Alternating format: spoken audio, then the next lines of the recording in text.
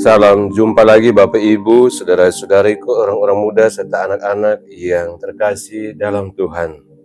Kita masuk hari Senin pekan biasa yang ke-29, tanggal 20 Oktober 2025. Kita merenungkan bacaan dari surat Rasul Paulus kepada jemaat di Roma bab 4 ayat 20-25 dan Injil Lukas bab 12 ayat 13-21.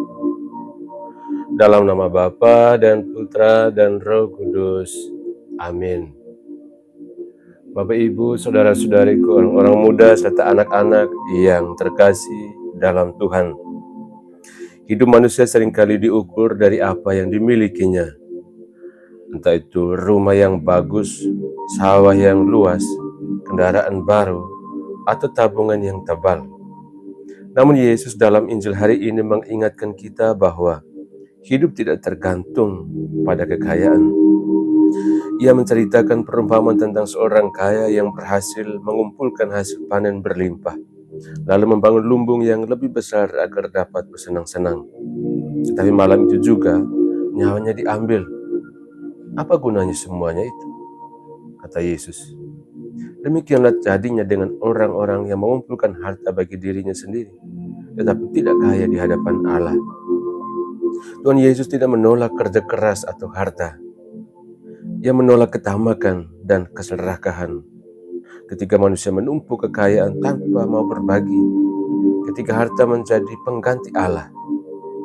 Orang kaya dalam Injil itu tidak berbuat jahat kepada siapapun, tetapi ia lupa bersyukur, lupa berbagi, dan lupa bahwa hidupnya milik Tuhan. Ia hidup hanya untuk diri sendiri.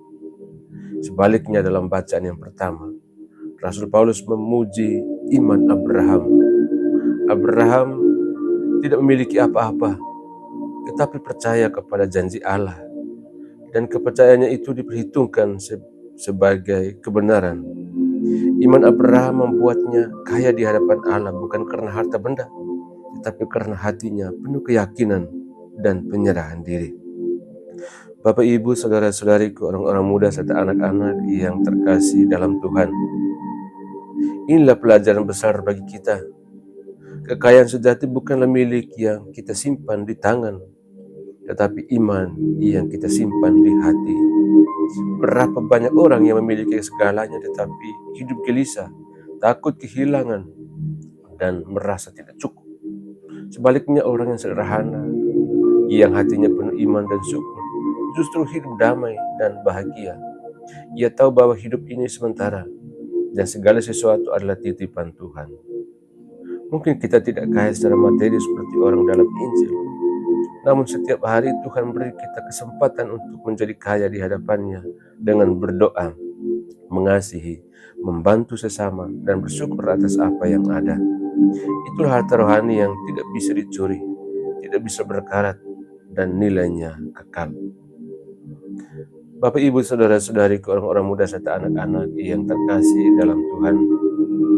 Pesan yang boleh kita ambil dari bacaan hari ini untuk kita. Pertama, hati yang tamak tak akan pernah kenyang, tetapi hati yang bersyukur selalu damai. Yang kedua, percaya pada janji Allah seperti Abraham berarti menyerahkan hidup sepenuhnya kepada Tuhan. Dan yang ketiga, kekayaan sejati adalah ketika kita tahu berbagi dan tidak menjadikan harta sebagai pusat hidup. Dan akhirnya kita berdoa, Tuhan Yesus, ajarilah kami untuk tidak menjadi tamak, melainkan selalu bersyukur atas apa yang kami miliki. Jauhkan kami dari sikap serakah dan egois, dan jadikan kami kaya di hadapan-Mu melalui iman, kasih, dan kerelaan berbagi dengan sesama. Amin.